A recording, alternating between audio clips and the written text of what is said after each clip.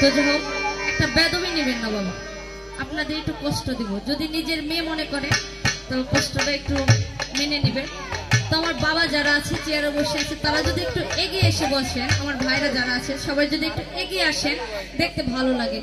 এই জায়গায় ফাঁকা, ওই জায়গায় ফাঁকা। বাবা দেখবেন আমি মসজিদে যাই নাই, আপনারা ছেলে মানুষ মসজিদে গেছেন, যখন কিনা মসজিদে ইমাম সকলকে নিয়ে যখন কোরআন পাঠ করে, কোরআনের কথা বলে কোনো জায়গায় কিন্তু ফাঁকা রাখো না, ওইখানে শয়তান ঢুকবে, তাই না? এখানেও কিন্তু আল্লাহর কিছু কথা, কিছু গুণগান বলা হচ্ছে। তো দয়া করে সকলে যদি এগিয়ে এসে বসে, দেখতে সুন্দর লাগে। যেমন আমার মারা, এরা পর্দার লোক, এরা দূরে থাকুক।